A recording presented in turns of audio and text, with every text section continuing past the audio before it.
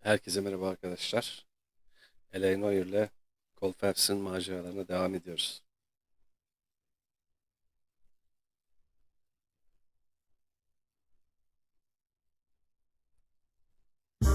Artık sona doğru yaklaşıyoruz orada aslında ama biraz daha var gibi duruyor.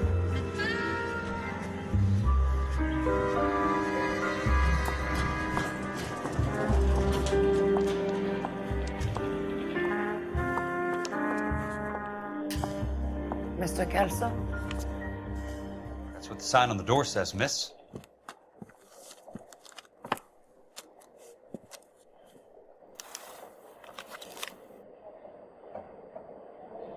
You can take some charity.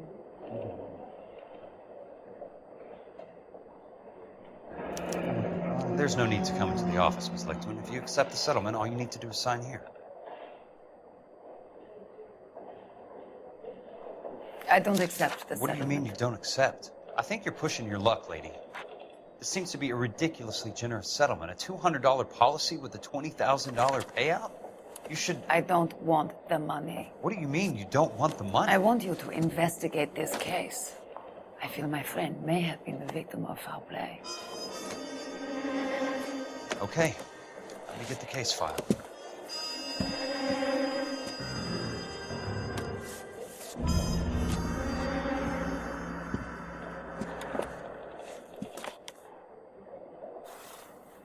This guy's got screws. Ne seçiyoruz? There's got to be more in these files. One of these days.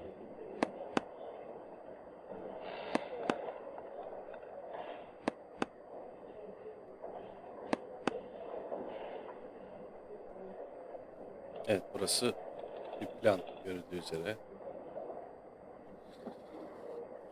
Giriş kat planı ve ikinci kat planı.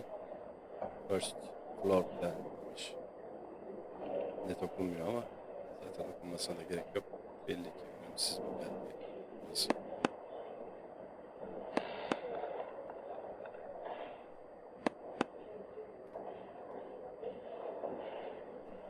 Ne bu? Elysian Fields. Yani arazi geliştirme. Elysian.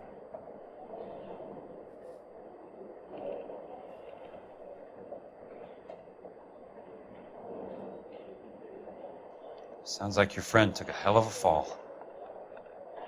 I'm sorry for your loss.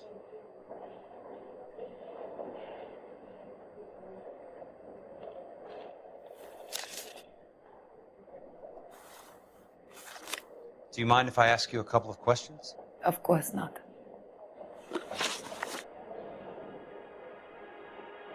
What basis do you have for your claim of foul play? Lou Buckwalter was a craftsman. I don't believe he would have made a roof that would collapse.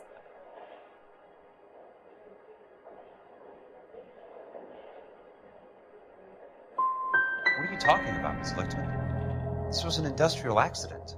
How do you know that? Because it says right here in black and white. Do you believe everything that you read, Mr. Kelso? You and Buckwalter weren't married? No. Then how did you become his beneficiary? We were family friends.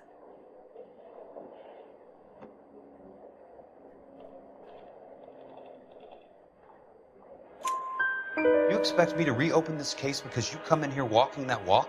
Well, I'm not buying it. I think you should tell me what the hell is going on. You really want to know? Yes. We were interned together on Ellis Island. Resident alien Germans whose parents had been killed by Nazis. Do you see the irony in that, Mr. Kelso? We spent 4 years there. So the roof collapsed, accidents happen. What exactly are you trying to achieve here, Miss Lichtman? Exactly what I said. I want that building thoroughly investigated. I'm intrigued, Miss Lichtman. I really am. But you're going to have to give me something if you want me to get involved in this. There is a conspiracy surrounding Elysian Fields and the new houses they are building. I believe your insurance company is involved. That's pretty heady stuff, Miss Lichtman. Flimsy, but heady. I've told you what I know, Mr. Kelso. What are you going to do about it? All right, Miss Lichtman. One final question. Yes. What's your address? Is that usual? Is there anything usual about this case, Miss Lichtman? The address is on the letter, Mr. Kelso. The address, not the phone number.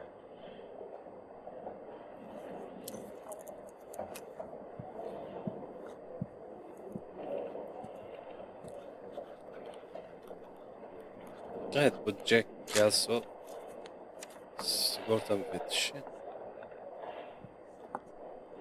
Colfax'ten buraya geldik. Mr. Benson would like to see you in his office, Jack. Upstairs. You can take me serious. Come on, I'll walk you up.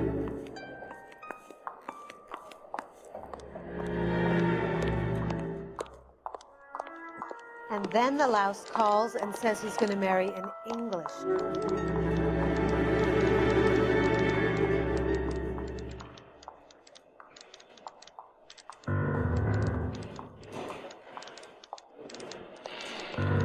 You coming? Nerede bu?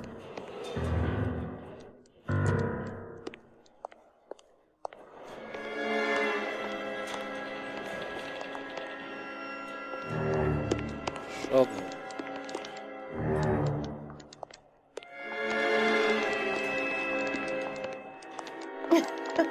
Oh, Susie, you are so bad. Telefon geldi. Here. Dikkatimi What's dağıldı. he waiting Nereye for? gitti You coming? o?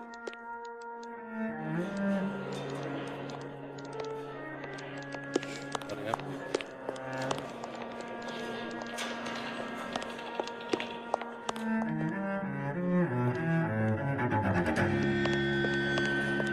Do you think this lipstick's too light for my complexion?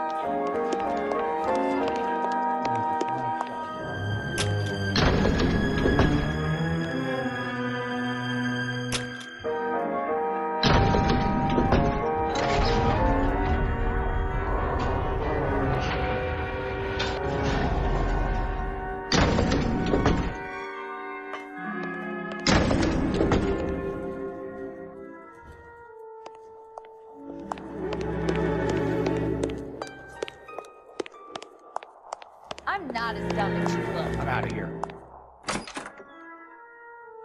What the hell?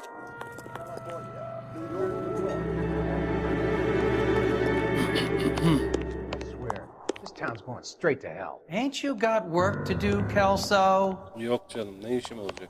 Boş beleş. Oh, this day was a total waste of makeup. Nereye gitti o What hanım on abla? earth is that man doing? It's been a year. What's he waiting for? İyi ki bir 10 saniye kafamızı çevirdik yani.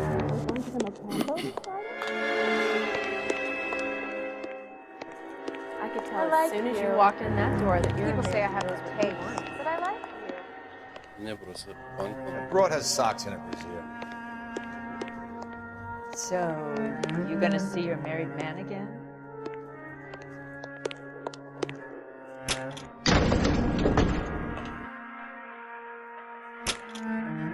Hareketler bakalım aşağı mı inecek?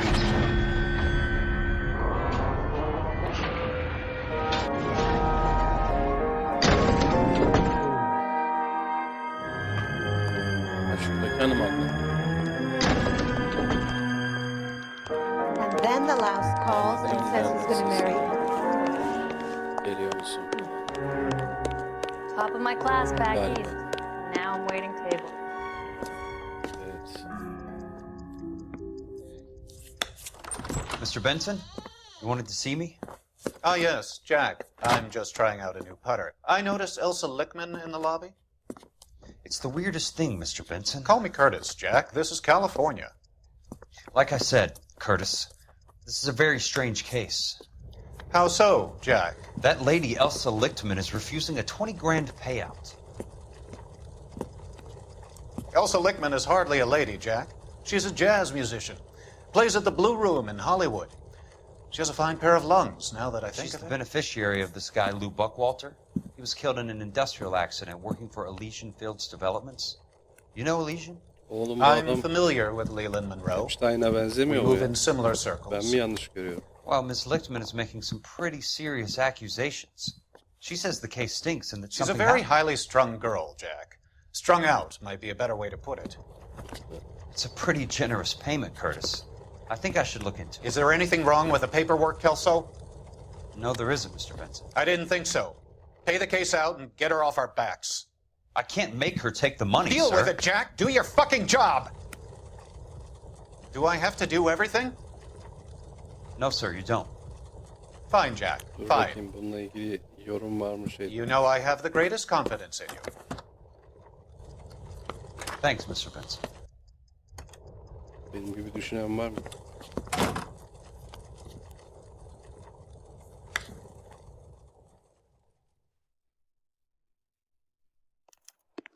Your car, Mr. Kelso. Thanks, kid. If you can take sincerity, you got it made. You want the 5-star. Bekletiyorum arkadaşlar. Şu telefondan bir taraftan şeye bakıyorum. L.A Noire'da Leo Epstein diye bir karakter varmış zaten ama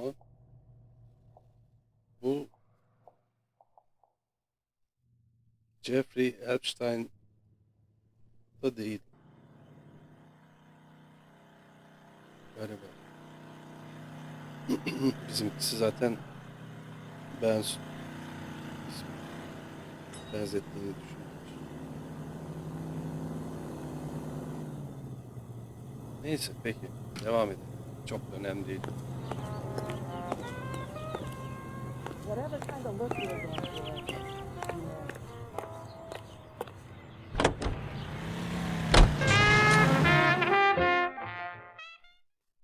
Bende de böyle bir değişik görsel hafıza vardır. Benzer bir şey gördüğümde karşılaştırırım.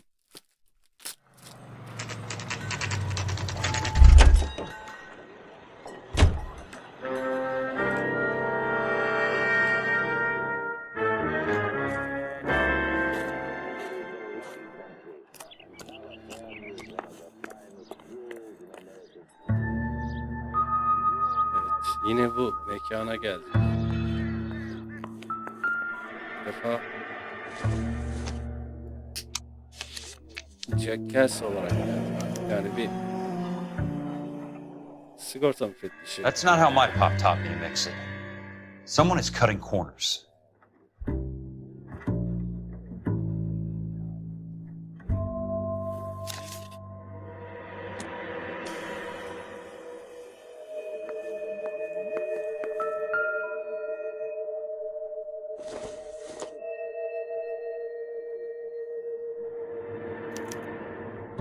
Bulldozing and starting again. Demolition.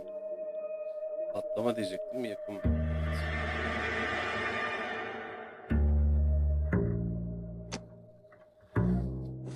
Evet. Neymiş? Leland Monroe, the man with the grin. Looks like he doesn't like to be disappointed.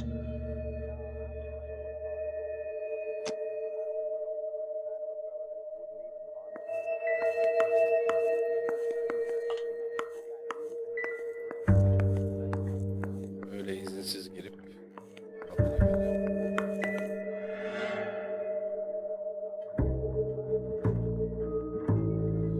Evet, Metropolitan yani büyük şehir planı diyebileceğimiz bir master plan, ana plan. Ya da işte Türkiye'deki deyimiyle Nazım imar planı. 5000'lik, 25.000'lik plan. Yani gerçi bizde metropolitan plan diye bir sınıflama var. Planlarla ilgili de bir video yapacağım aslında. Ama o oradaki metropolitan planla bizimkisi eşdeğer değil. Hey! You just can't be walking around down here. I'm Jack Kelso from California Fire and Life. I don't care if you're from the Vatican. Buzz off. I'm investigating the accidental death of a Lou Buckwalter, and You deaf? Do I have to beat on you? looks like you do. You're a real asshole. You know that?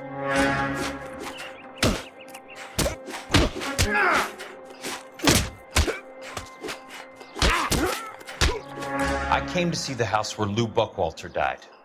You were just about to offer to show me the way. It's out the gate and 3 houses down on the left. Don't know what you're looking for, smart guy.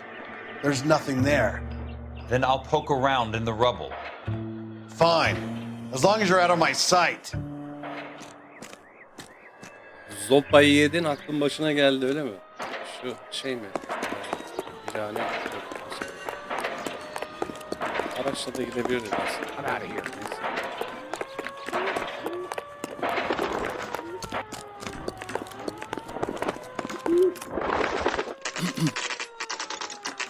The place falls down and then they bulldoze it. What gives here?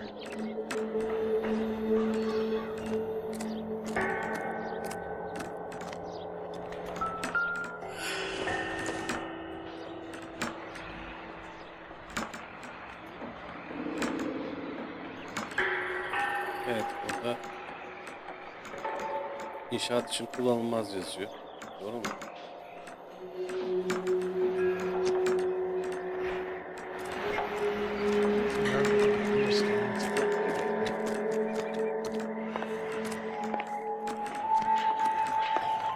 That price is outrageous.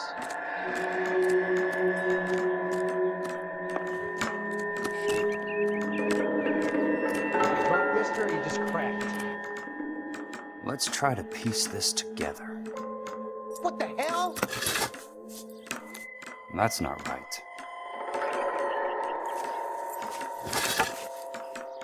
I used to be indecisive. They don't quite fit. I swear, this town's going Oğlum bir de straight şu alt down. parçaya birleştirdi muhtemelen. Keystone Films. Evet. Who gets their lumber from a film studio?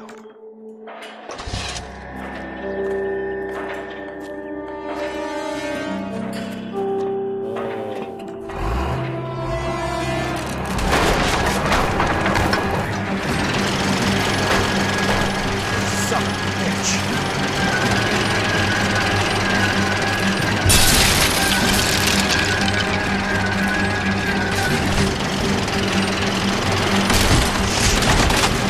Öncesinden taşıtmamız lazım.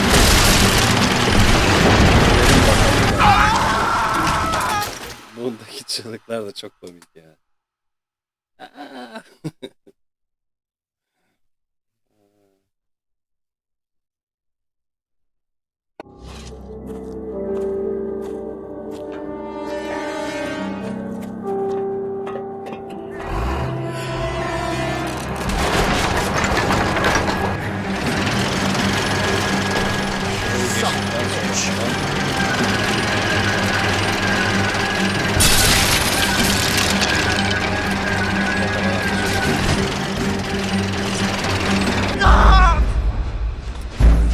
Yine yakaladım. Nasıl yapacağız ya?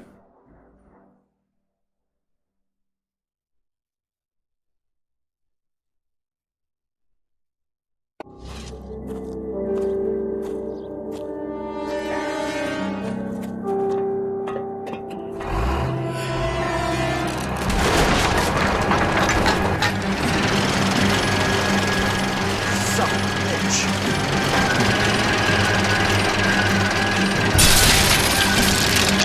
Birinciyi geçtim.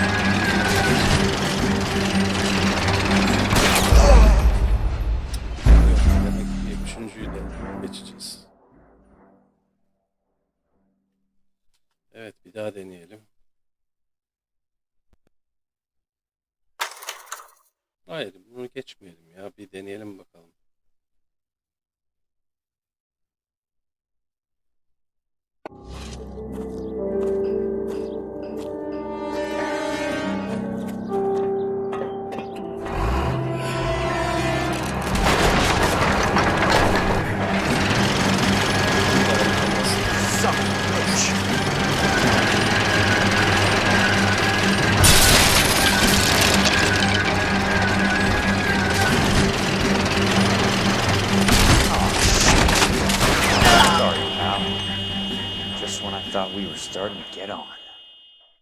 Neyse hallettik.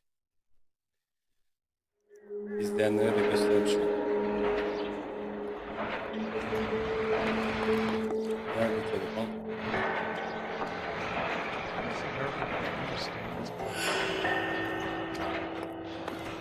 Arabamız bu Want to grab galiba. me two with ketchup and a boot beer?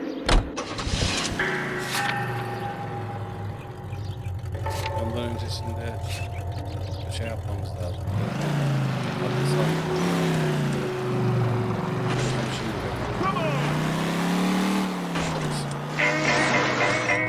Arabayla telefonu da parçalamayalım.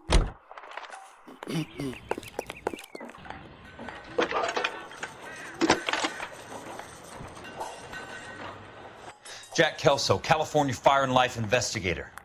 I need an address on the Keystone Film Company. The address is 658 North Wilton Place. Is there anything else?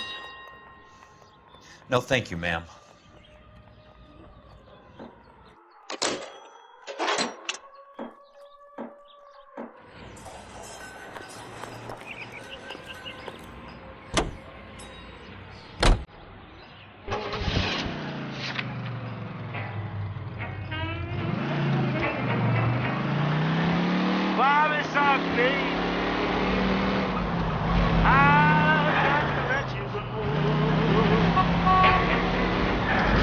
What's your problem?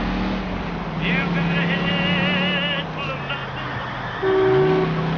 Much stage screen and radio.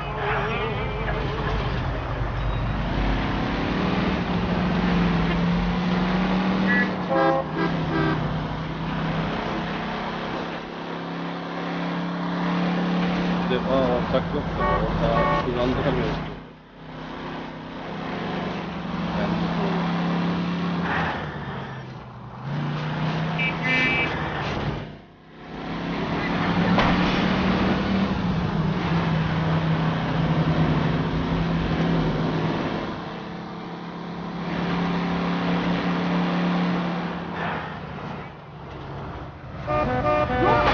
Watch it.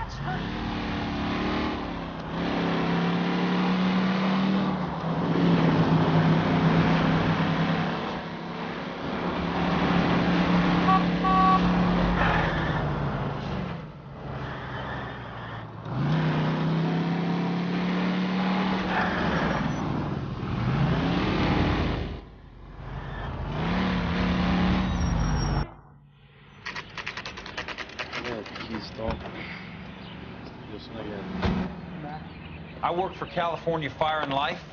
I'm looking into an industrial accident. Here? No, not here. At a housing development over on Normandy Avenue. So? I found some lumber over there, had the Keystone name printed on it. We've been closed since '41. Never quite made the transition to talkies. The Suburban Redevelopment Fund are pulling the place down. Know anything about the Suburban Redevelopment Fund? Nix. Mind if I take a look around? I'm kind of hungry. If someone was to leave a couple of bucks here, I might wander down the street and get a cup of coffee. Is there a key to the gate? No. The only guys who go in or out are some delivery guys from Elysian Fields. They're working on a housing development over at Wilton and Santa Monica. You'll have to hop it. Aldım rüşvetini. Hadi bakalım. Şuradan gidelim.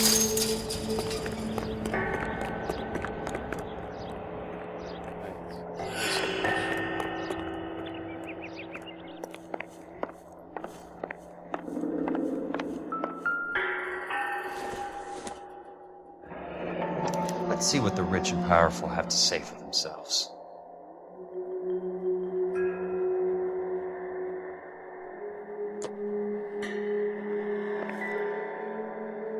Tamam, geç bunu.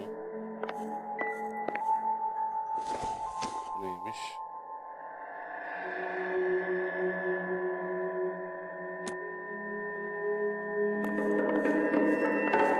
Şu neymiş böyle? Evet, şeymiş, tamam. Avizenin kolları.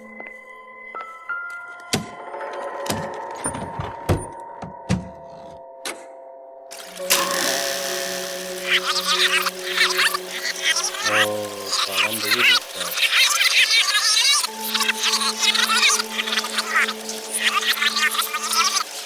Evet, bu böyle ortalık yerde bulunuyor iş ya.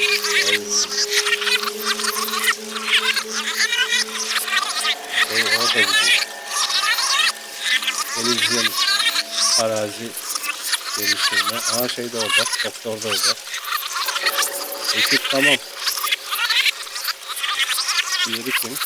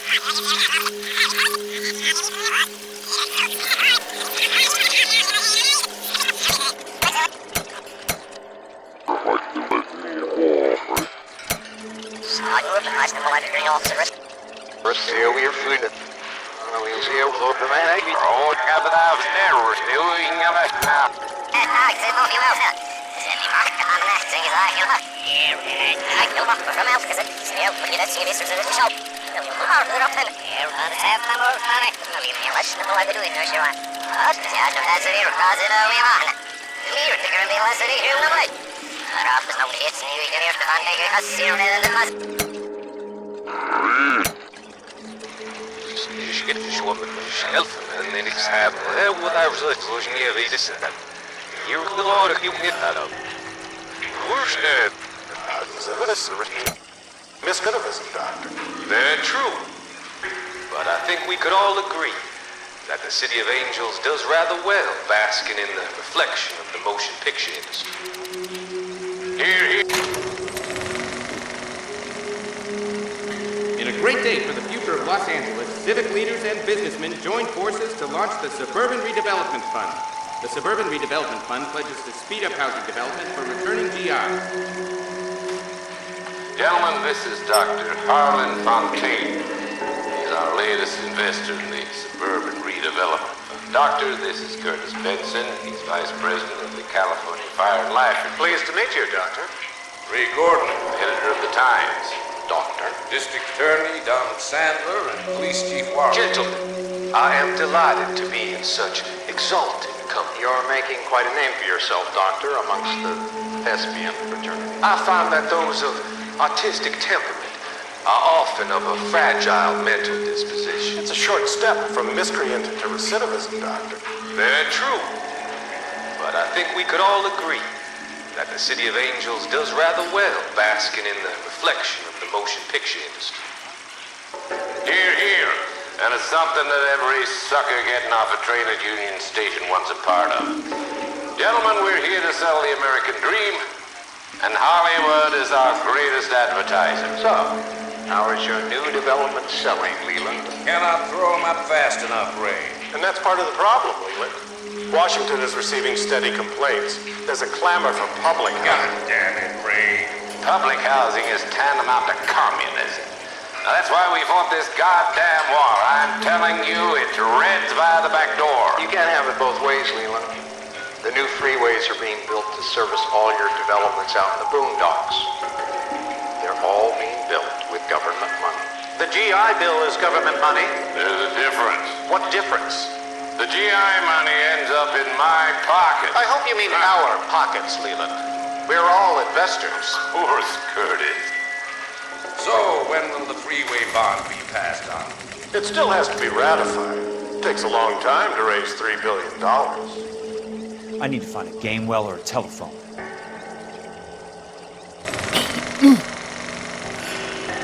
In a great day for the future of Los Angeles, civic leaders and businessmen joined forces to launch the Suburban Redevelopment Fund.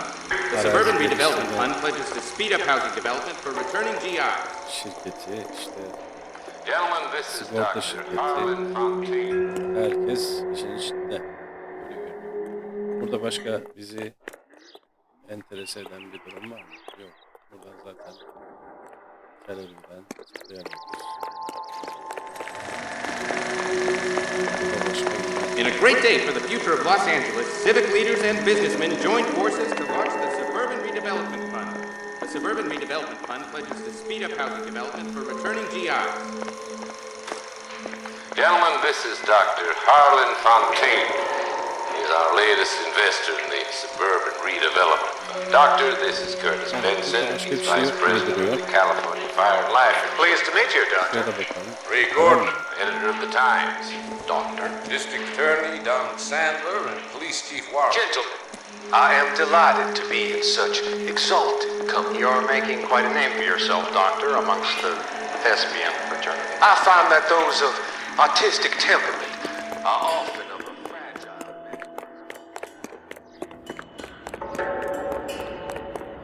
Güvenlik bölgesinde vardır herhalde.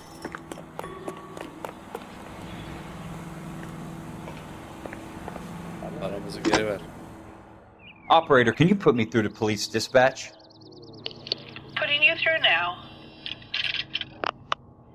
This is Jack Kelso, investigator for California Fire and Life. Can you put me through to Curtis Benson, please? Just a moment, please, Mr. Kelso. Jack, how can I help? Do you know anything about the Suburban Redevelopment Fund, Mr. Benson? I've heard of them, Jack. Building new homes for GIs. With green lumber that was used on movie sets. Jack, are you working the Buckwalter case? Mr. Benson, are you part of the Suburban Redevelopment Fund? Jack, I want you to listen very clearly. Call Miss Lickman. Call her as soon as you hang up. Arrange to see her tonight and get her to agree to the settlement. Do it tonight, do you hear me? Yes, sir. End of story, Jack. I don't want to hear another word about Elsa Lickman or Lou Buckwalter. Can you put me through to Michigan 221? Putting the call through. Hello? Ms. Lichtman, it's Jack Kelso. Yes, Mr. Kelso. I've been looking into your case. Yes, and what have you found? It doesn't look good. I need to see you. Meet me at the Blue Room. I work there tonight. I take a break around 9. I'll be waiting at the stage door. We can talk then. Auf Wiedersehen, Mr. Kelso. Thanks for your help.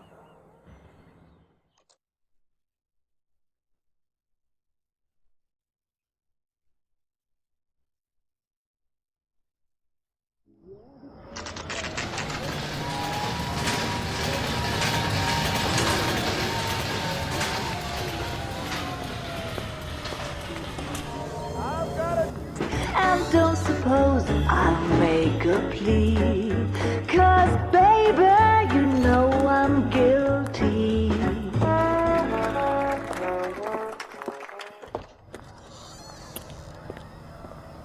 Ne yapıyor bizim çapkın erkek?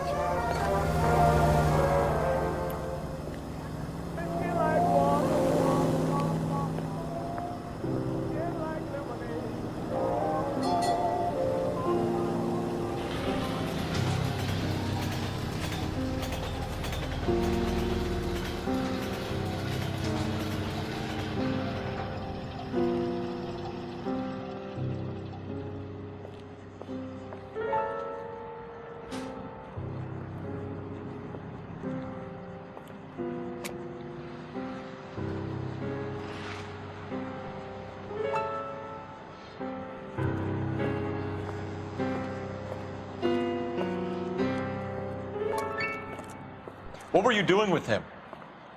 I was doing what you asked. I didn't ask you to meet him in an alleyway. Why do you snarl at me? Your friend came to ask me to accept the insurance. He's not my friend, Elsa. I think he's a brave man, and you have placed him in great danger. You've involved him in something, and he has no idea of the risk. Can you live with that, Cole? Elsa, I need his help, and he hates my guts. Forget the past, Cole. He deserves a chance to say no.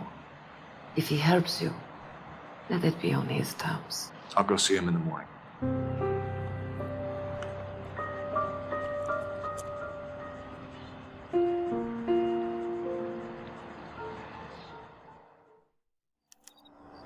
That broad's got socks in the brassiere.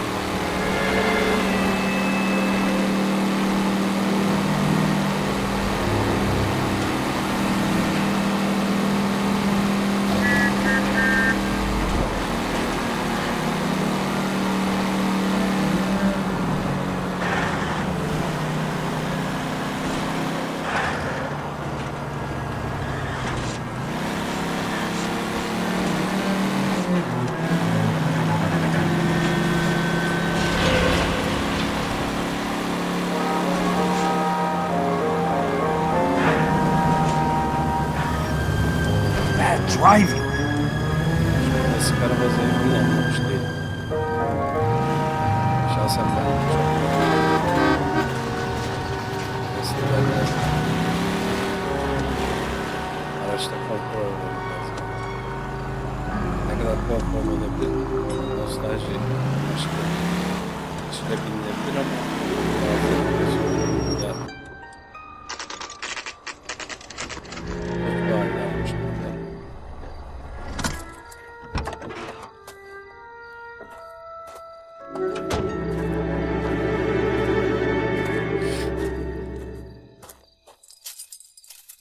Örneğin GPS yok. Ne yapayım yani, klasikse klasik. Araba işte yani yerden kesiyor, binip gidiyorsun. Ama konforlu bir şekilde gidiyorsun. Onun yerine Tesla'yı tercih ederim. Yani daha dijital, daha interaktif bir aracı. Evet, orada inşaat bekçisi falan var.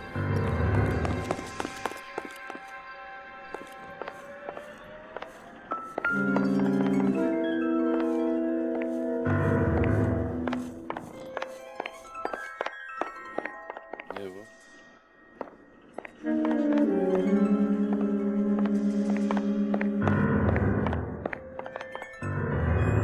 Bizi karambole götürmesinler burada. Bizi yok.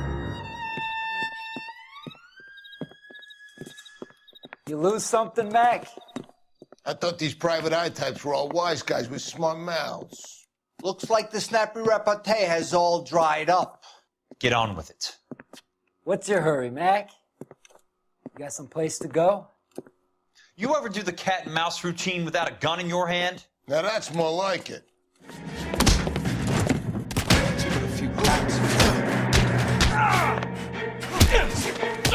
Time for you to lose some teeth.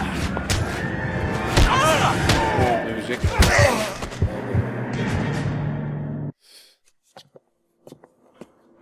You're a worn, tough guy. You should learn to take a hint. Get him downstairs and into the trunk. Sanırım olası sonuçtu. Yani kaçınılmaz sonuç desek daha doğru.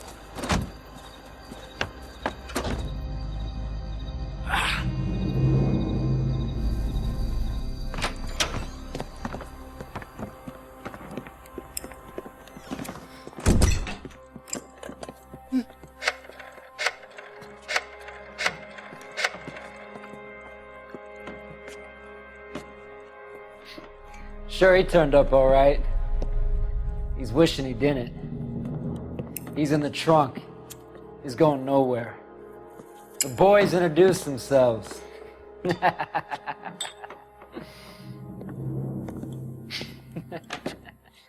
What do you want done with him, Mr. Monroe? Yeah, I know a good place. We'll pick up a shovel and a pick on the way. It's up in the hills behind Griffith Park. We'll deal with that German bitch next. Şarkıcı hanım ablayı da yok edecekler tabii kaçamazsa.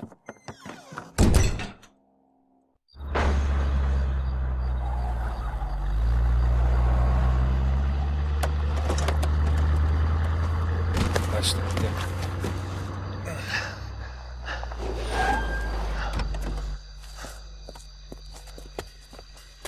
Elsa.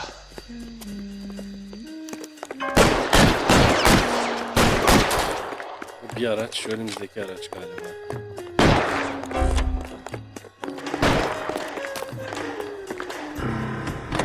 What the hell? Sorry, pal. Desperate times.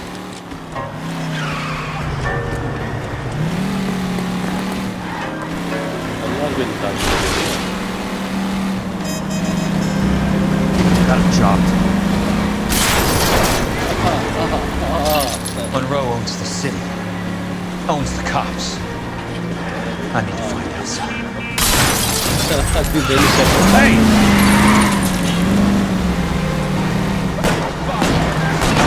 Drivers.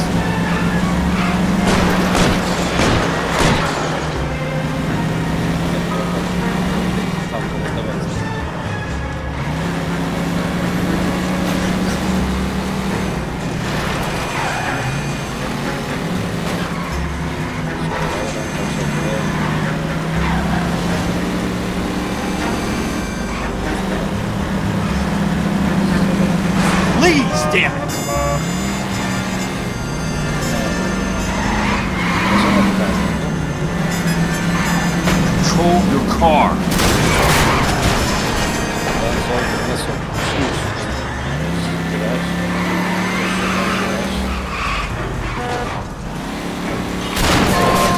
Geldiği için biraz zor olacak.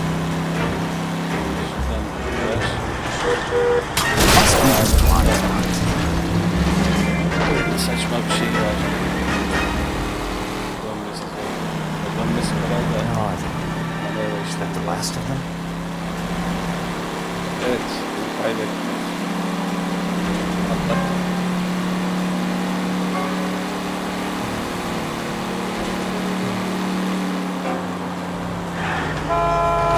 Control your car.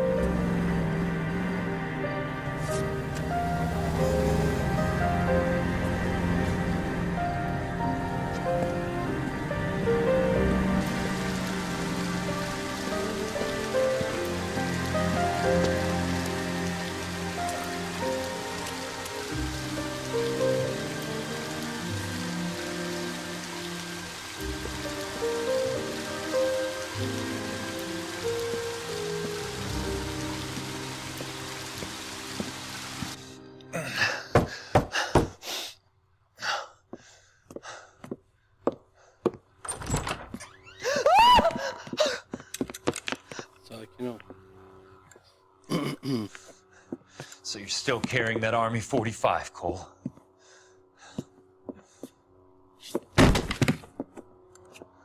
For God's sake, Cole! Call an ambulance!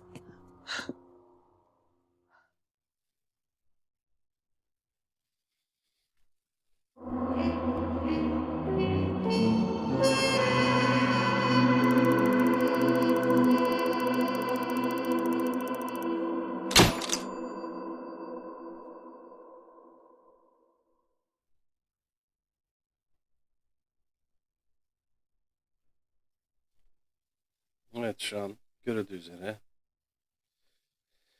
Cole Phelps'in izini sürdüğü yeri bu defa sigorta müfettişi sürdü. Sanırım bundan sonra tekrar Cole Phelps'e geçebilir. Geçmeyebilir.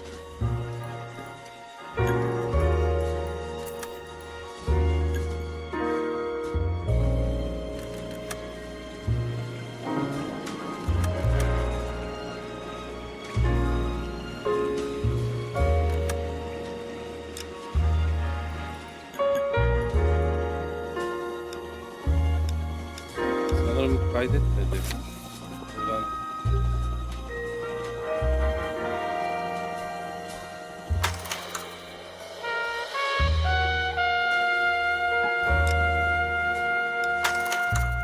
tamam, şimdi buradan kaydedersek muhtemelen devam eder.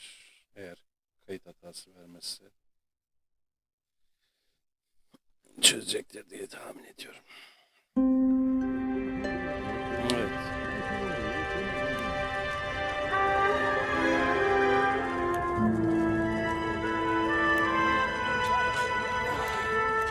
Olay devam ediyor.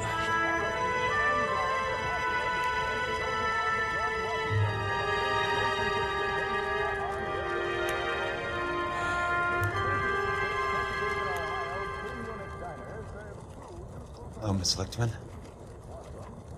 How long have you been sitting there? Not long, Mr. Kelso. You look lovely, Princess. You haven't exactly caught me at my best. It's okay, Miss Lichtman. I'm a big boy. I know how to take my licks. Please, call me Elsa. Okay, Elsa? What can I do for you? I'd like to explain because I can join the dots, Elsa. Cole needs your help, Jack. The police department have frozen him out. Look, you're obviously a brave lady, but you can't fight all Cole's battles for him. I just wanted to apologize for... You don't have to apologize. You were right about Elysian Fields. Tell me something. What was Lou Buckwalter's regular job? He was a carpenter. He built sets for RKO, Warner Brothers. Set carpenter? Perfect.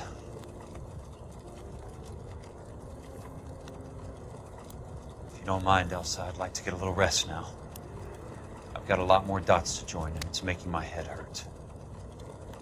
That's perfectly understandable, Mr. Jack. I hope we can meet again under less dramatic circumstances. I hope so too, Princess. I'd like that.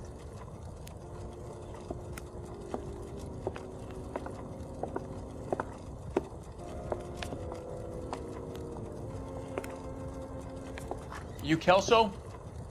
Who's asking? Peterson, Assistant DA. You're in the wrong building, Peterson. This is a hospital. A wise guy. Let me tell you a story, Kelso. Can I get the abridged version? My head hurts. You're a funny guy, Jack. What do you want, Peterson? A colorful character mentioned your name.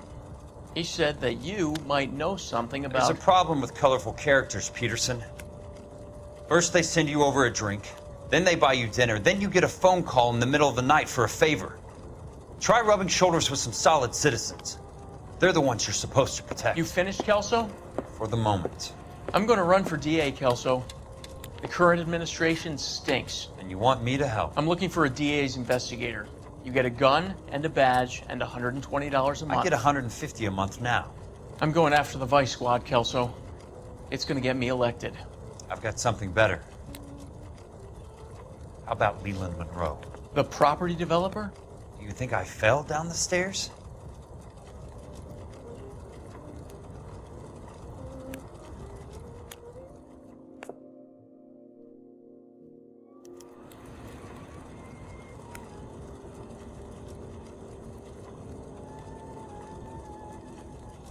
Evet, devam edelim.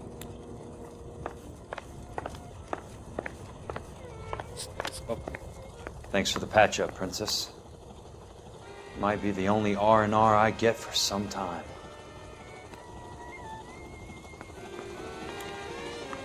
Ne oldu? Tabucu mu oldu? That's about as good a patch job as we can do right now, Mr. Kelso. You're good to go.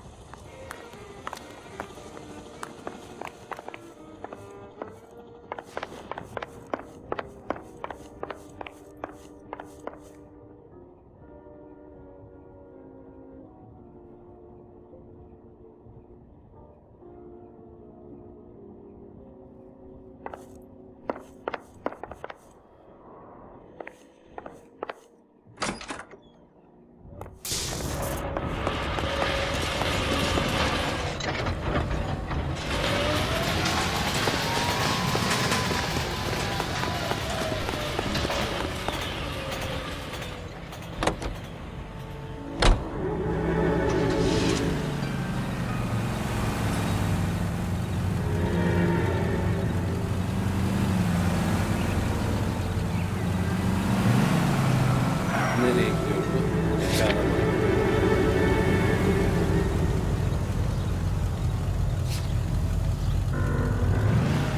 İşler bayağı karıştı.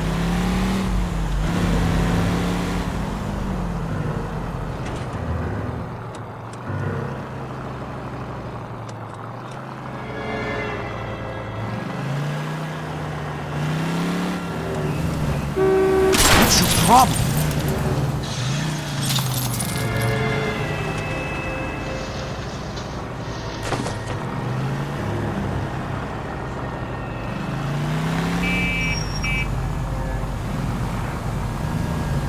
California drivers.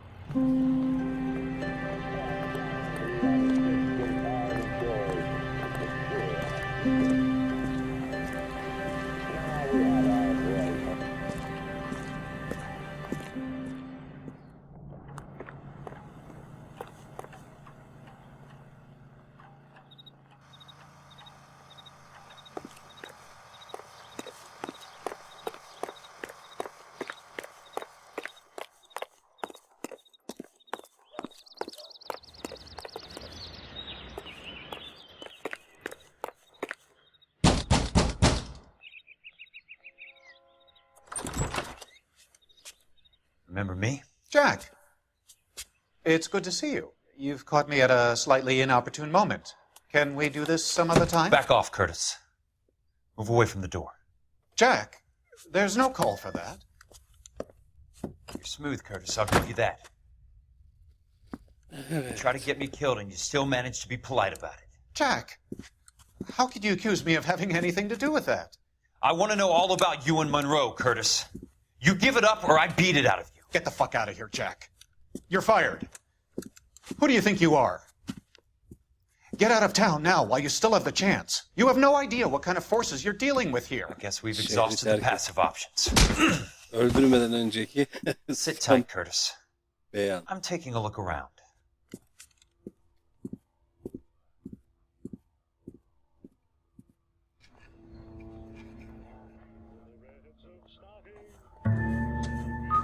Ne okuyormuş bu? Şu şeyleri bir dolaşalım mı? Çalışma masasında ne var?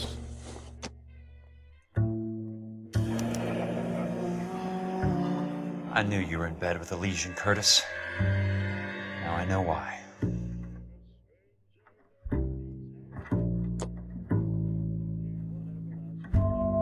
What exactly do you expect to find, Jack? To get all of the stockholders, I need to follow the paper trail.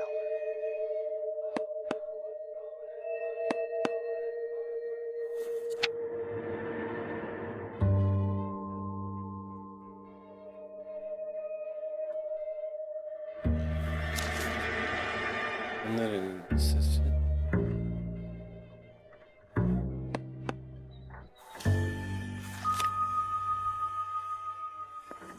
Jack, you've made a terrible mistake. Get out while you can.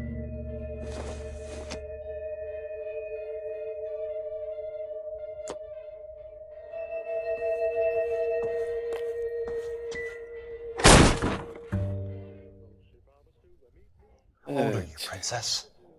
16, mister? How old are you really? Nearly 13. You take love where you can find it as you get older. Love? That has nothing to do with love, Curtis. Some might find your romantic notions endearing, Jack. I find them very tiring. You're finished, Curtis. That remains to be seen, Jack. Bu vatandaş tam I haven't told you about my new job, Curtis. DA's investigator. Who do you think the DA reports to, Jack? Get dressed, you're getting out of here. He's not so bad. He just lays on top of me and grunts for a few minutes. He's kind. And he buys me nice things. Get dressed, you're leaving.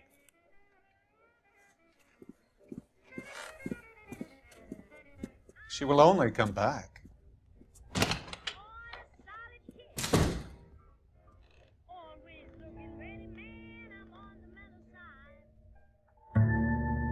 Şu evi iyice bir inceleyelim.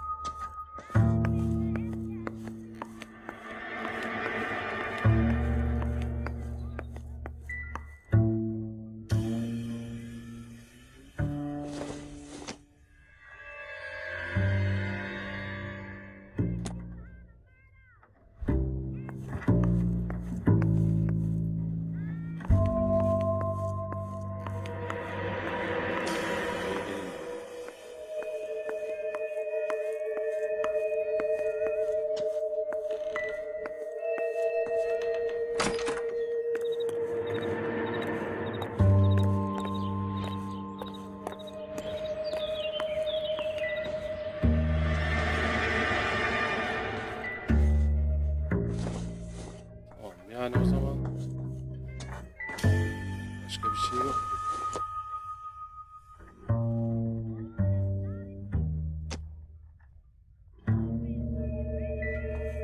Yine de infial yaratacak bir delil bulduk diye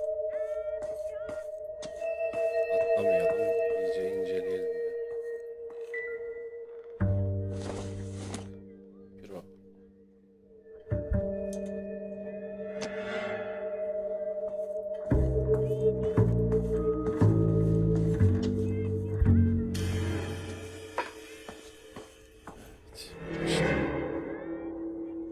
Hadi bakalım.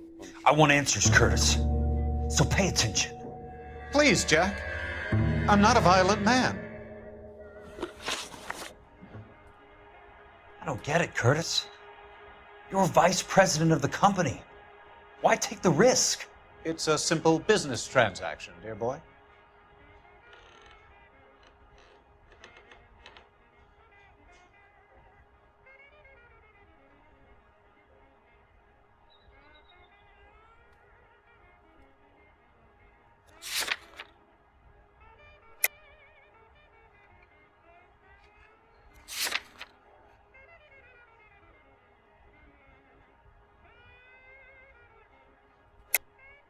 You're lying, Curtis. Something happened at the company, didn't it? That's why you took the bribe. Bribe? What bribe? How can you accuse me of benefiting ahead of the company?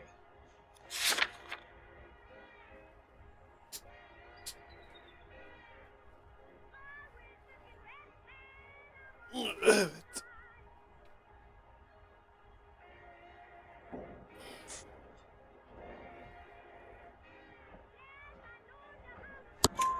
I noticed that the share certificates are in your name, Curtis, not the company's. What did you use as collateral? Those sons of bitches in Sacramento. They passed me over for president. Sent me here because they believed it was a backwater. But they were wrong. Los Angeles will become the capital of the West, not San Francisco. This place will be the city of the 20th century. And I'm gonna get my cut, Jack. You're going to jail, Curtis. You and your cronies. We'll see about that, Jack.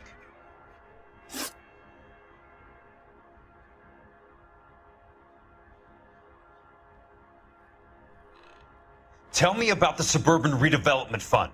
You're talking about the future of Los Angeles. You cannot interfere with these plans. Information, Curtis. Business people who have joined forces to meet the demand for new homes. Evet. Yalan. You and Monroe are going to scam those guys out of their GI bond. Jack, you are so naive. Why the big payoff in the Buckwalter case? It was bound to bring it to attention. Who could have predicted this particular confluence of events? Elsa Lichtman as the beneficiary who spurns the cash. The brilliant but flawed detective becoming her lover. And you, Jack, taking their bait. You buy green lumber and use it to build houses. How do you expect it to end? Mr. Monroe has a fine reputation for building houses. What would I know about his choice of building materials?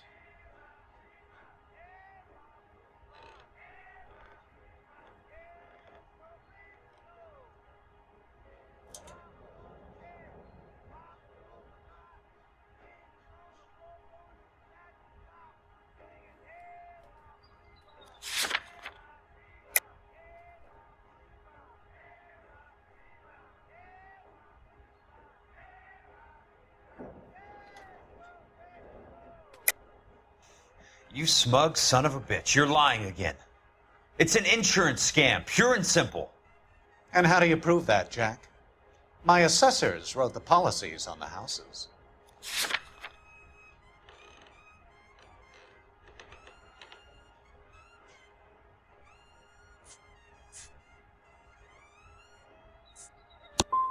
I only approve the reports, Jack. I'm the rubber stamp. This doesn't come back to me. Very neat, Curtis. Maybe I can't work it out, but Phelps can. He may be many things, but he is one of the best detectives the LAPD has ever had. Your card is marked, Jack. You'll have an unfortunate accident if you don't leave town. Your California isn't the same as mine, Mr. Benson. Not at all.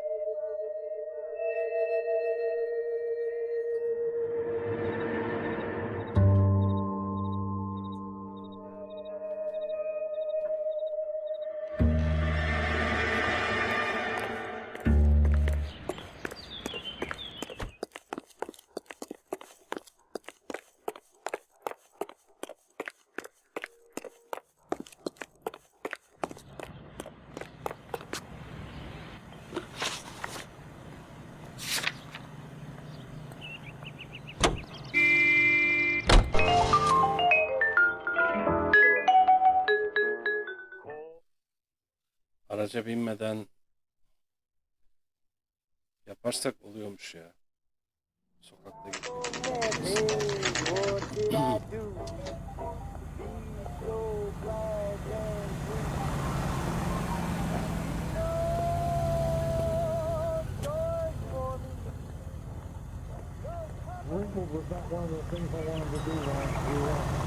Evet, geldik. Bakalım neymiş. I'm just going up to my office, Barty. Gotta check over some files. Take the elevator. First door on the right when you come out. You know the way, Kelso.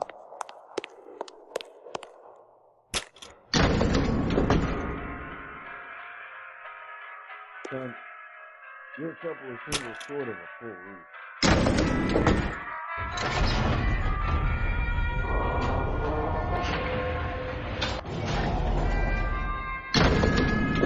You were twice as smart, you bloody stupid.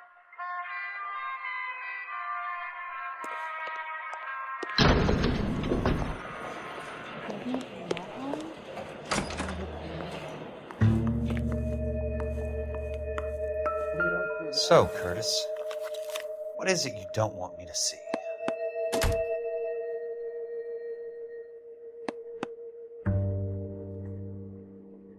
I'm out of here.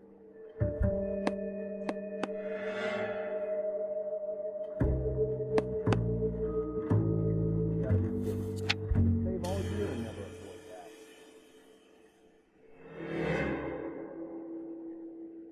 The main reason Santa's so jolly is all the bad news.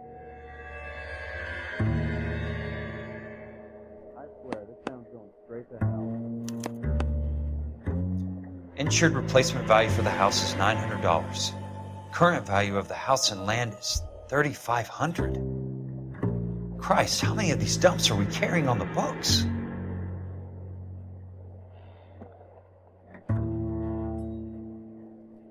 Tamam, başka bir şey yok. There's got to be more in these files.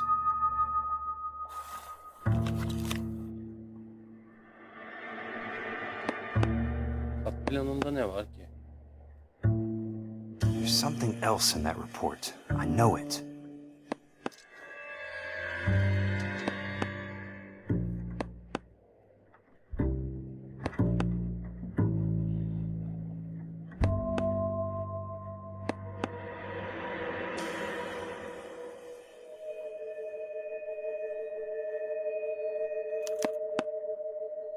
$34 degrees, 4 minutes, 29 seconds north. 118 degrees, 17 minutes, 58 seconds west. I have a Detective Phelps of the LAPD here to see you. Have a seat, Cole. Where's the go-between? She's awful easy on the eye for a foreign girl. Does that private dick patter actually work on anyone, Kelso? It's not your style. You were always a little more direct. This is your dime, officer. Would you have helped me if I asked, Jack? A little chuck on the shoulder, shot of Semper Fi. Fuck you, Cole. Be a man. Why send a woman to do your dirty work? You're a cop. Why do you want my help? I thought a PI might be a little more discreet. I'm no gumshoe. I used to be an investigator for this company before your investigation got me fired. Sorry to hear that, Jack. I'm sorry about a lot of things. Is that an apology, Cole? It's a feeble attempt at one, yes. Look, Jack, it's a murder case, and I need help to solve it. So what's it got to do with Elysian Fields developments? They're in it somehow. The flyers keep turning up whenever I find a domestic fire. They're boosters. Stiffing GIs for deposits, making them wait months for a throw-up house. They're already making more money than they can count. What's turned them into killers? So you believe me? This is why you dragged me into the Buckwalter case. Look, Jack, I'm sorry. But if not for me, do it for some of the poor saps who are dying. Or some of the leathernecks who are getting grifted. How about it, Jack? I know you, Cole. You're still beating yourself up over that medal on Sugarloaf. The medal you think you didn't deserve, but you just don't get it. Nobody deserves a medal. It's just the ridiculous situation you find yourself in and how you react to it. You think you failed up on that hill. But courage isn't a tap you can turn on or off. Courage isn't permanent. It's a tenuous and fickle thing. Courage and cowardice exist in every man. Get over it. You got it off your chest. I guess I have. Can you help me, Jack? I'm thinking about it.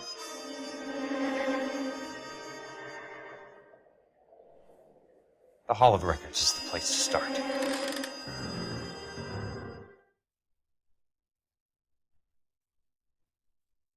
Sanırım tekrar konferansa geçiyoruz.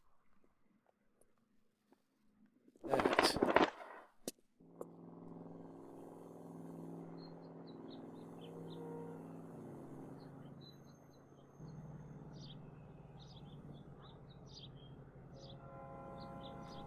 Yo, gelsin. Devam.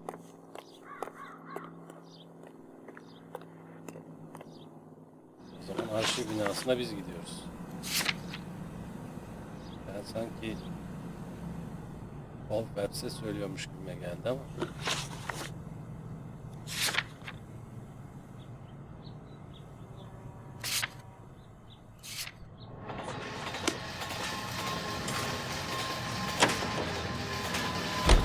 With affiliates in Los Angeles, California, New York, and Milwaukee, Wisconsin, this is American Century Broadcasting. America is the lucky country, and California is one of the finest jewels in America's crown. A land warmed by the sun and cooled by the freshest ocean breezes. A place of temptation. Hepsinin önüne gelmiş yani. Ne güzel, bizi yormamış. Biz daha önce buraya gelmiştik. Hello there. You need some help there, sir?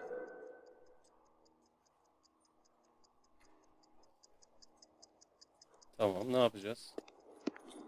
The Land Registry Office. Where is it? Just up the stairs. Thanks.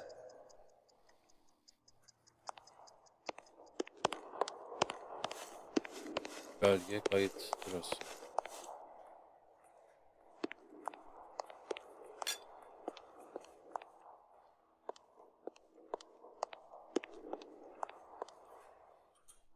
Private. Şurası olsa gerek. I'd like to see the company details of the Suburban Redevelopment Fund. Certainly, sir. Just this way.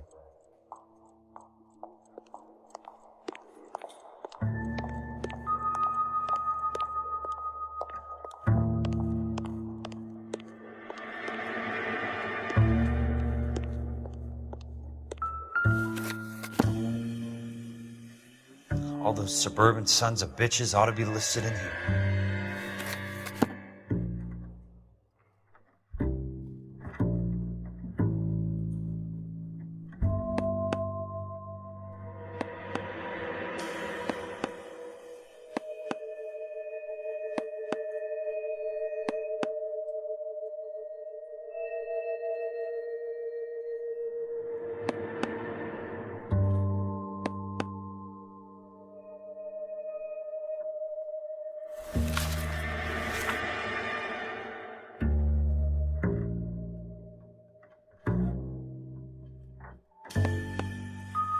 Sayfaya tekrar bakalım.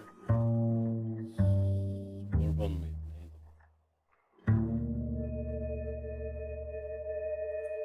Ha tabii ki. Oyunu, RST.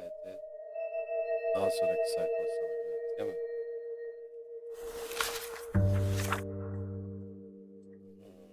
Ha burası.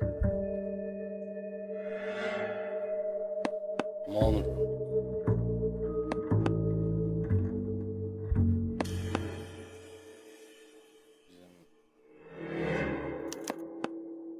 Courtney, for God's sake, what's he got to do with this? Bu şey sağlam vatandaş değil miydi? I'd like information on a plot of land. Okay, do you have the address? Not exactly. It's a new lot. I have the coordinates. 34 degrees, 4 minutes, 29 seconds north. 118 degrees, 17 minutes, 58 seconds west. All right, that makes it a bit more difficult. Come with me. Harita mühendisi olarak I believe that is in the Wilshire area. kadastrosuna bakacağız. Kaçtı? Eskiden nasıl yapıldığını görmüş olacağım.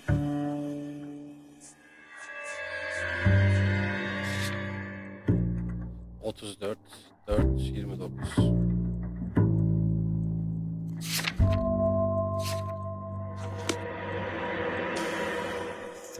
...34 degrees... ...4 minutes... ...29 seconds north... ...118 degrees... ...17 minutes... ...58 seconds west. Tekrarlıyorum. 118, 17, 58.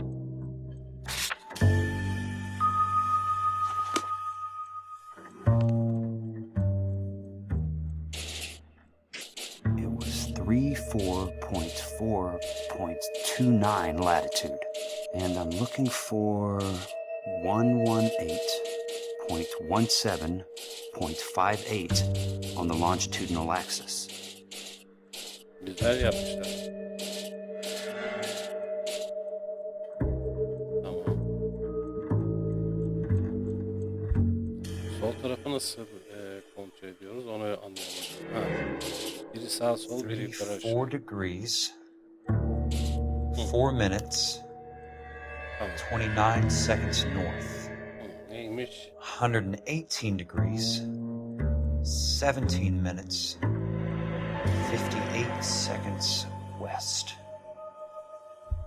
The lot number's 1876988. Unfortunately, that is just the beginning. We have at least 1 million lot numbers in the Los Angeles area. Registrations are in alphabetical order. You need to convert your lot number to a letter. How do I do that? Over here, use this adding machine. There are 90,000 entries to a book, so divide your lot number by 90,000. 1876988 divided by 90,000. Yes. Ya söyle.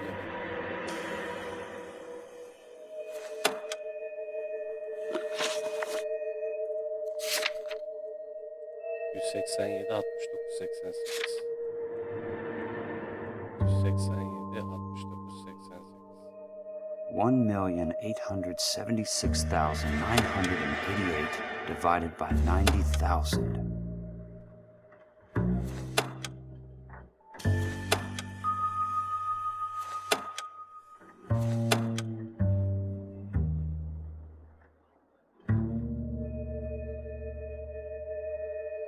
Önce kolu mu çeviriyoruz acaba? 1876988 divided by bu makineyi 90,000. Yes. Tabii ki de.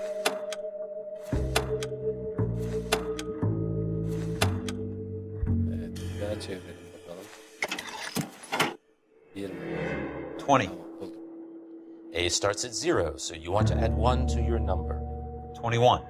That number is your letter of the alphabet. Once you have the letter, find the right aisle, and you are in business. You do this every day?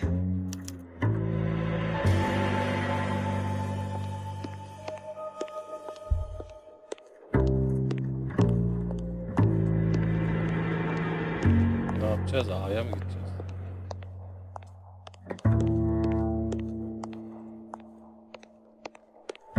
A bu tarafta değil zaten. Evet.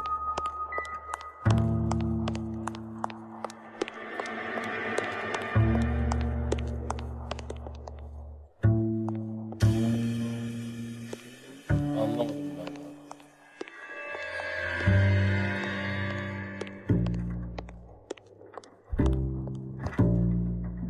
Şuradaki şey ne?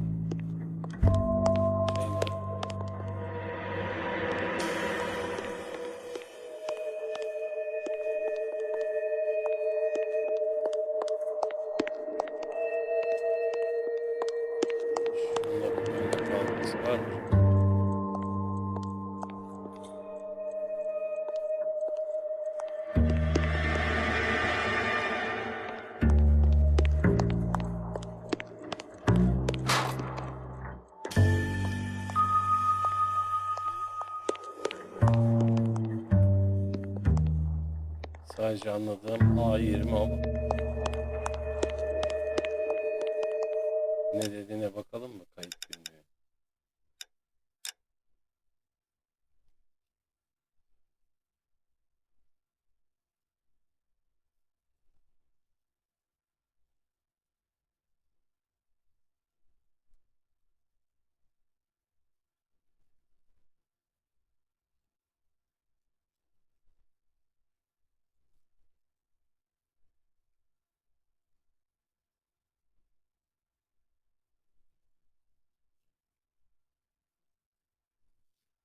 Yani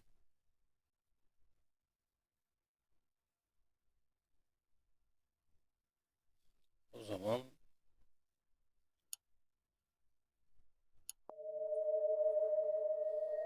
Q falan mı oluyor bizimkisi? Bunun alfabesinde kaç harf var bilmiyoruz ki. Tek tek bakalım ya. T mi acaba? Değil.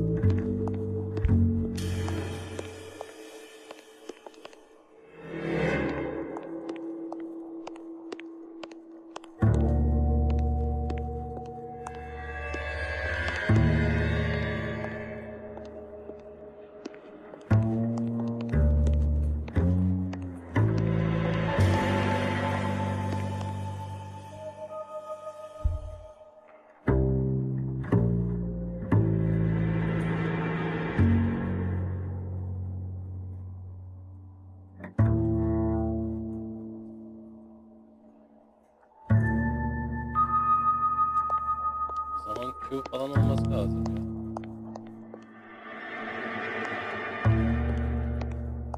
Q, R falan.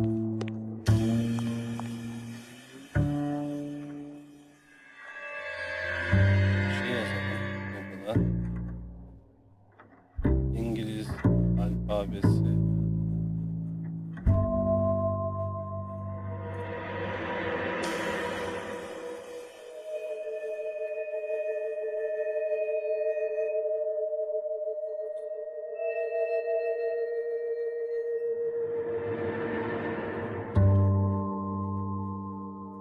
R mi olması lazım?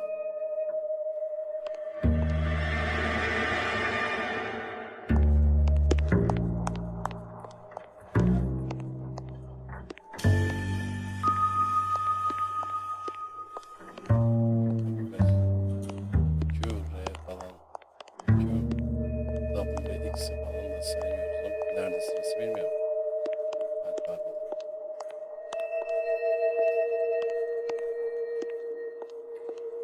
Şuradan mı?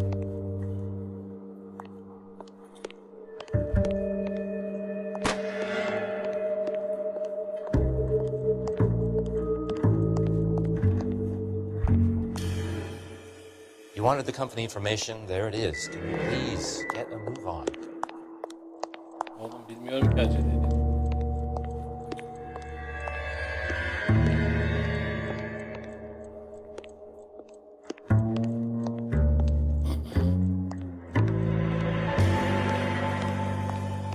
Sayalım madem. En kolay öyle bu. 1 2 3 4 5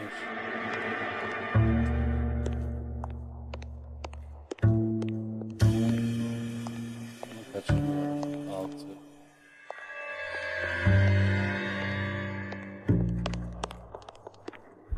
7 hem de kontrol edelim. 8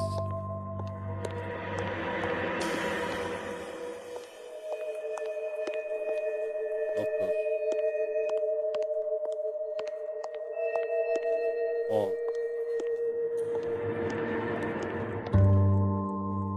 11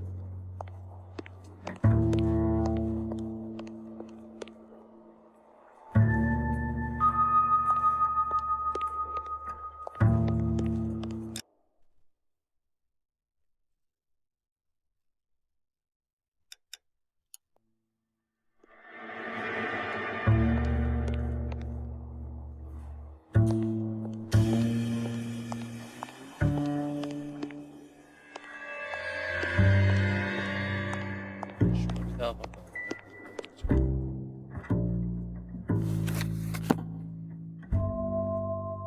Yani buradan zaten baktık yeni oldu.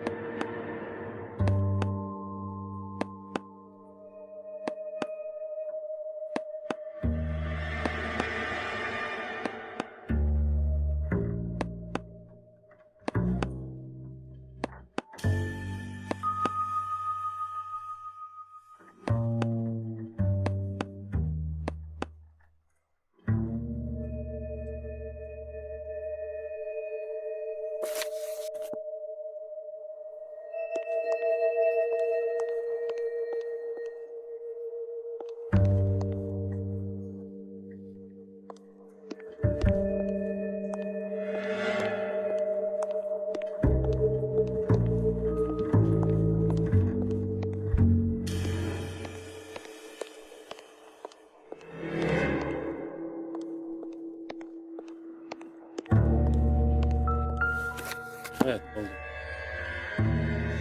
Let's see what the site is worth to them.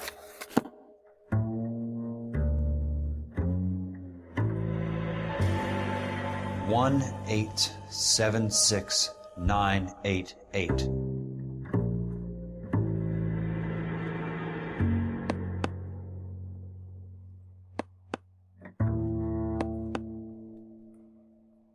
Bir daha söyle bakayım. 1,876,988.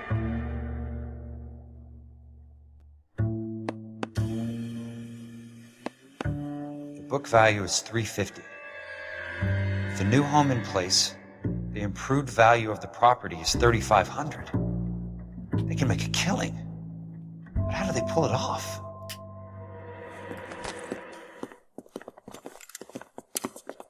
Ha, şu bizim adamlar. Know why I plumbed for the caddy? The extra trunk space. One thing you learn in the war, boys. You do your talking once the smoke clears.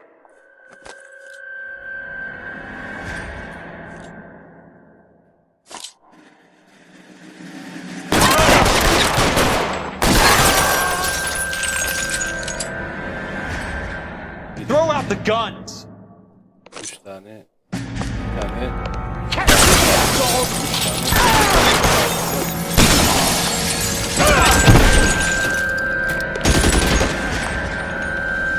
Walk out of here or go out in a box.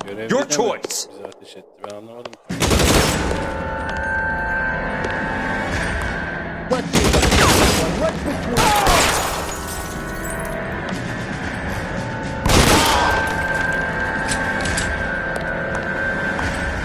Christ.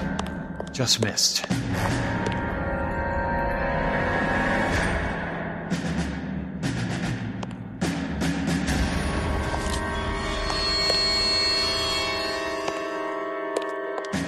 Umarım görevi de işin için.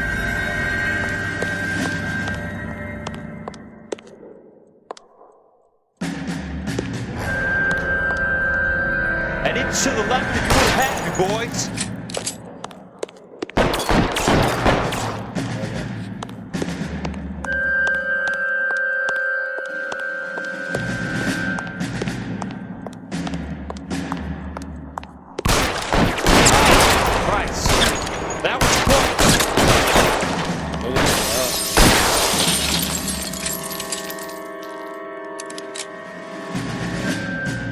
Demek görevi de işin içindeymiş. Yani onların adamı.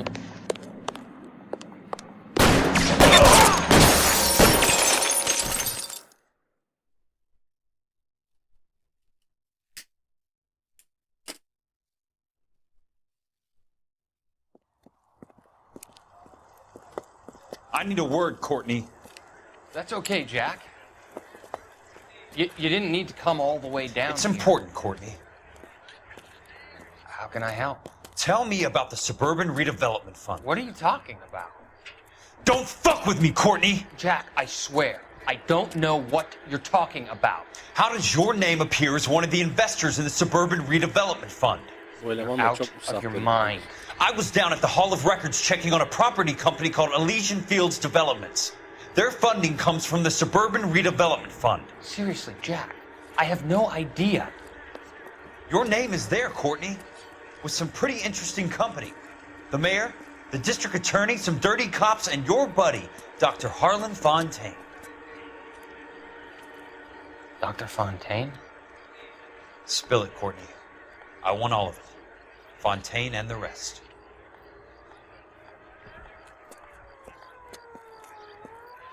Fontaine took the morphine off our hands. Look, Jack, I know you said to get rid of it, but it's okay. I did something good for once. He reinvested the money for us. That's it. That's what's happening. They're building houses for GIs, Jack. I turned a mistake into something beneficial. Something that's going to help out the guys. Courtney, they're building matchstick houses. They're going to burn them for the insurance money.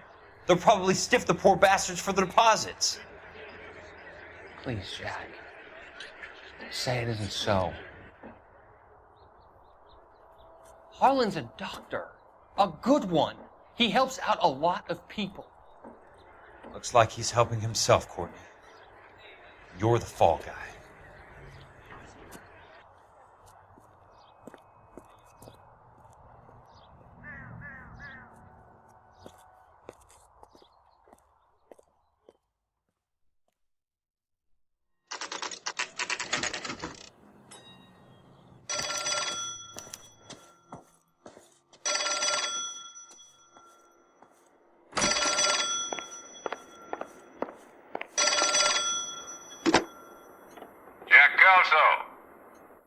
Who's asking? Leland Monroe. I was wondering when you'd get around to calling. I'd like to meet with you, Mr. Kelso. I bet you would, Mr. Monroe, but I value my skin highly enough to not want to meet with you. Why don't you just send some more of your boys around and we'll have a nice cup of tea? You realize that I could make you a very wealthy man, Mr. Kelso. Better than $220 a month? You're a very witty man, Kelso. Substantially better. I'm going to have to let it slide, Mr. Monroe. Are you haggling with me, Jack? I might be. Come around to my place at 9. 5164 Santa Monica Boulevard. Gidiyoruz senin mekanı. You come? I might. Good night, Mr. Monroe.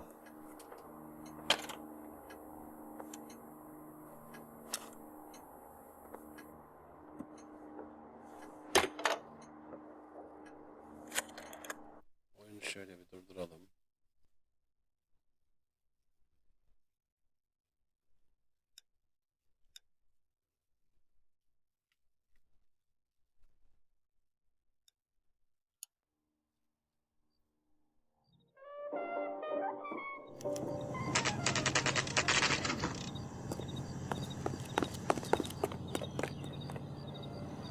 Şu üstü açık arabayla gidelim ya. GTA gibi biraz araç isteyelim. Nasıl? Olmaz mı?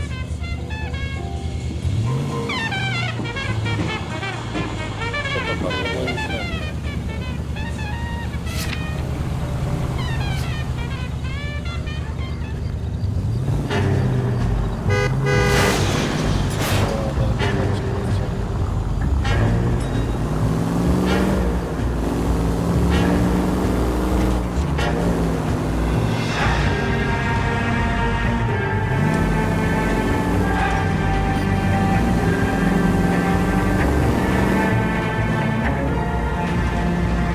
Watch it!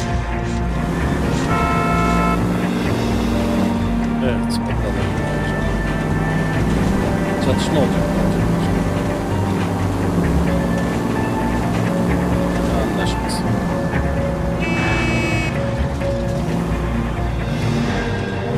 Adam her tehdit edenle anlaşacak mısın?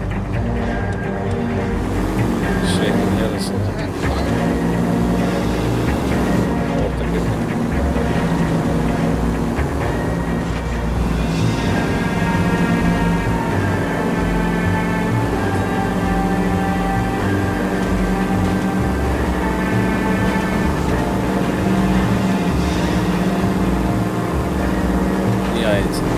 geçtikleri yanlardan bilmiyorum onları bir yol açacağını şöyle bir şey tahmin edebiliyorum ama çaresiz kalıyor onlarla uğraşacak.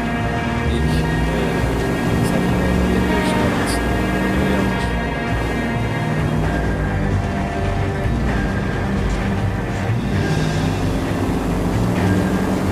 Hikayede nerede?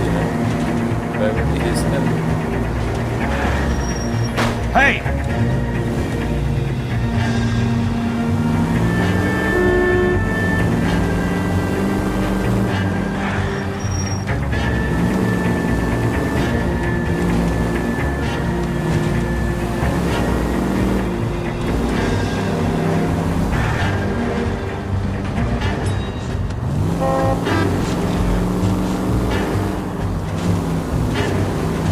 Oğlum bana hiçbir işin vermedi. Neye geçiyorsun?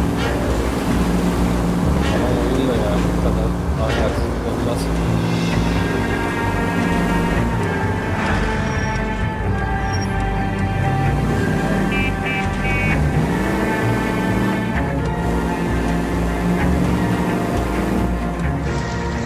O araya siz de güzel kapatmış. Yol sadece ona çıkıyor. Ama bak.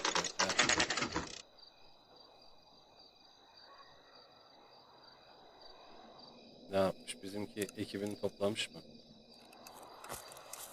I appreciate the help, all of you. We can reminisce later. I want a minimum of noise and no prisoners. No prisoners? This isn't Peleliu, Jack. These guys are grifting GIs. That's what they do for a living. It's okay, Jack. We all feel the same way. Just hasn't turned out quite the way we imagined. Let's get it done. Teams of 2 at the ready.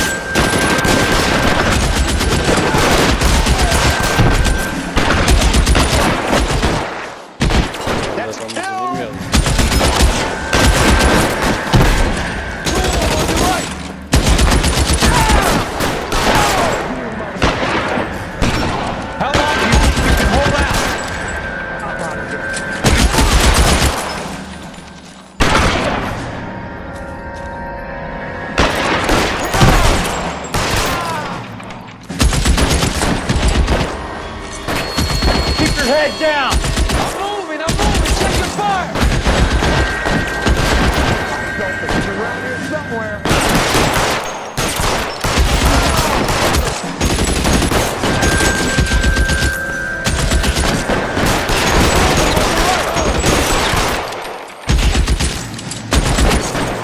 Somebody put some fire on this guy! Give it up, Stump. I know you're there. Got the bastard. Move up.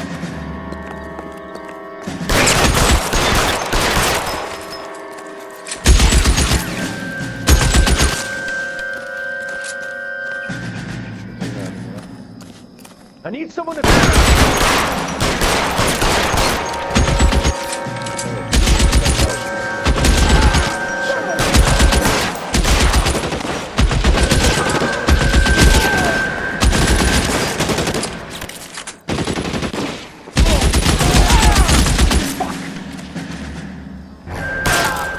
All right, men, hold the perimeter. I got personal business with Mr. Leland Monroe. Throw out the guns!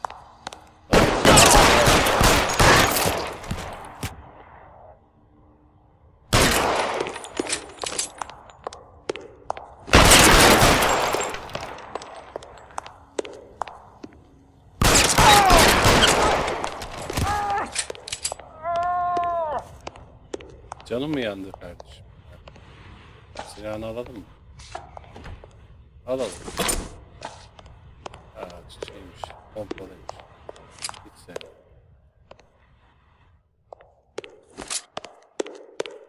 kapı açılmıyor.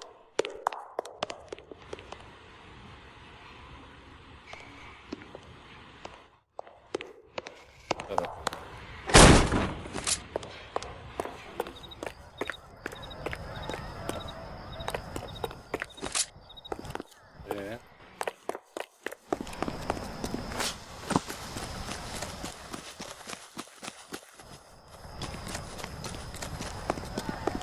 Burada bir merdiven falan mı vardı? Gözden mi kaçırdı? Neyse bizim adamlar dış cepheyi koruyorlar.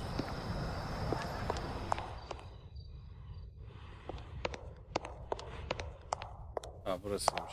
There it is! Blast him!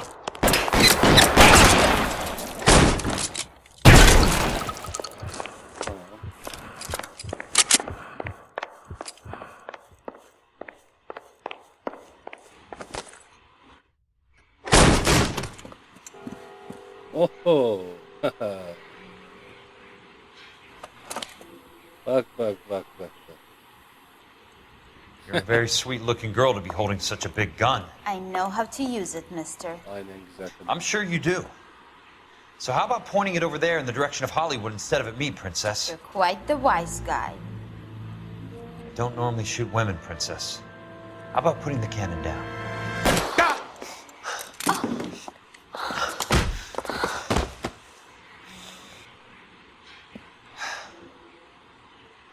I didn't think you had the guts, sweetheart. I was never very good at reading women. Evet ben de. Monroe! Where are you, damn it?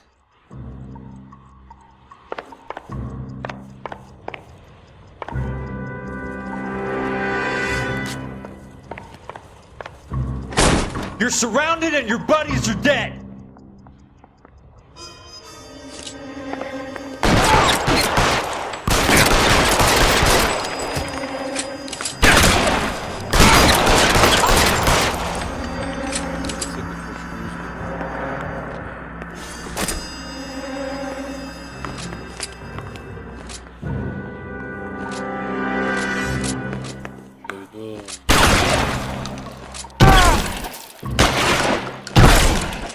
I got you now, Weapons on the ground, down!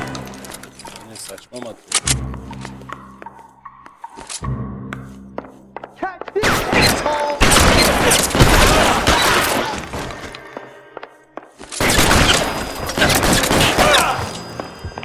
Put the weapon...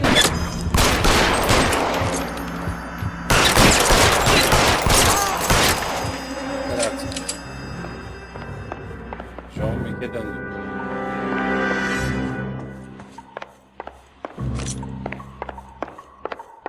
Kamera açısı da kötü.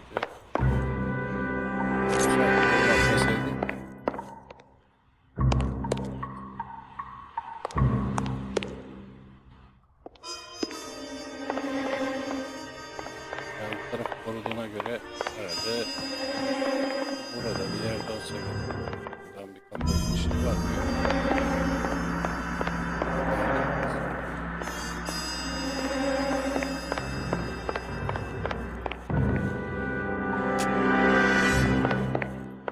Kapılar bir şey açmıyor. Neredesin Monroe? Marilyn Monroe ile bir yakınlığın var mı? Şurası. Jack Kelso. That's my opening negotiating position. Oh, you crazy son of a bitch! How did you get in here? I'm bleeding to death. Get me a doctor. I thought I had an invitation, Monroe. Your boys outside were certainly expecting me. That's my second offer. You sadistic bastard! What do you want? I'm going to take a look around, Monroe. Then I want you to tell me what you know about the mayor and those Trojan houses that you're building.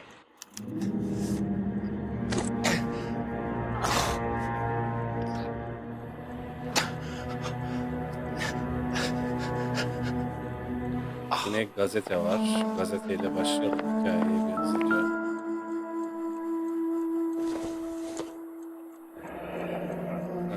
The Suburban Redevelopment Fund. Remind me what they say about absolute power, Monroe. Fuck you, Jack. Call me an ambulance already. Ben de orada bir kahve alayım. I need to speak with you urgently. Sit down, please, sit down. Tell me about the Suburban Redevelopment Fund. It's the fund we are using to channel money into the development of new houses. Why is my name on the board of managers? Technically, you are a major contributor. Please, Courtney. Those houses are a sham, Doctor. They're going to be burned for the insurance. That's a scandalous allegation, Courtney. Do you have any proof? Jack Kelso, an investigator for California Fire and Life, has seen them. He was almost killed when he found out what was going on. I don't know what to say. I feel that I have been duped. Who do you think is behind this subterfuge? Jack says it's a property developer named Monroe. He said it goes all the way to the mayor. You cannot have believed that I was involved. I don't know what to believe anymore, Doctor. I hope that you weren't involved. Thank you for your trust, dear boy. Be still, Courtney. All of your troubles are finally over. Courtney de aynı şey gibi ya. Liseli gençler gibi sarsalan teki. Sanırım aralarındaki yaş farkı rütbeden kaynaklı bu. Herhalde orada eğer yani askerken tanışmışlardı ya bunlar. Muhtemelen o 23-24 yaşındayken işte Paul Fers ve Jack Kelso ise yaş olarak daha büyük. Yoksa bu kadar gerizekalı olmaz.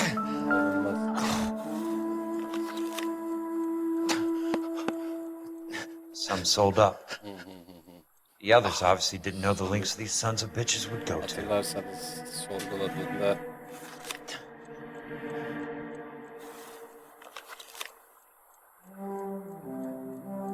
Sovyerler, yani bilmiyorum, tanımıyorum falan demişti. Stephens, Morelli, bunların hepsi yanan evler. Bizzat tanıyor ve işaretlemiş, not almış, bilmiyor, ayağı yapıyor. Tabii biz de bildiğini biliyorduk ama ispatlayamıyorduk. Elimizdeki deliller dışında. Ve amirlerimiz işte dokunma da çocukta da biliyordu. Şeyinde ne varmış bunun? Kasasında. Evet, şimdi para önemli değil. Parayla işimiz yok. I'm guessing Benson's portfolio is only a fraction the size of yours, Monroe.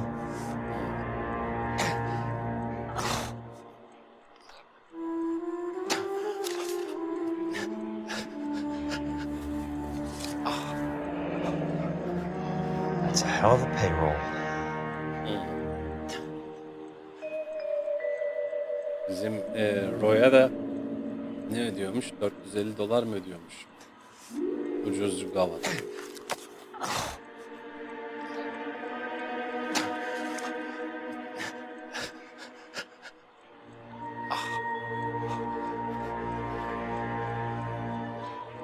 Smart. Keep the dirt on Fontaine under lock and key. This is your insurance. Roy.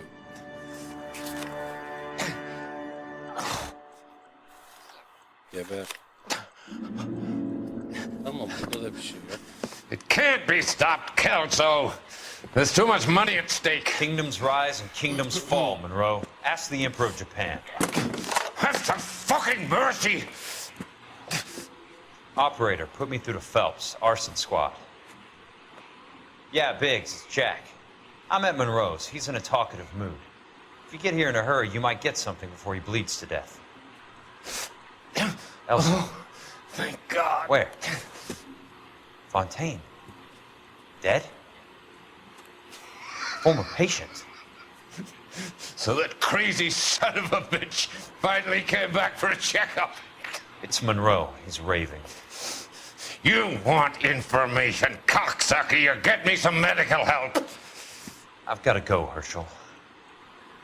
Monroe's negotiating again. Do you want my final offer, Leland? Tell me how I find the guy who has Elsa. Nutcase, he did whatever Fontaine asked. He had some kind of power over him. He did all the fires, and then he went off the rails. I don't have a fucking name! He worked as a bug sprayer. Get me a goddamn doctor!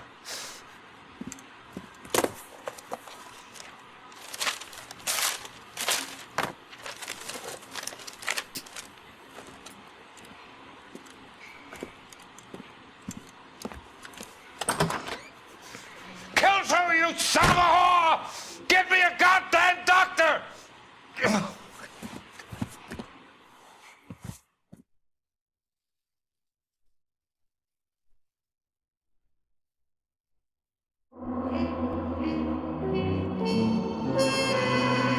Evet, bütün ipuçlarını bulduk ama bugün yine doğru soruları soramadık.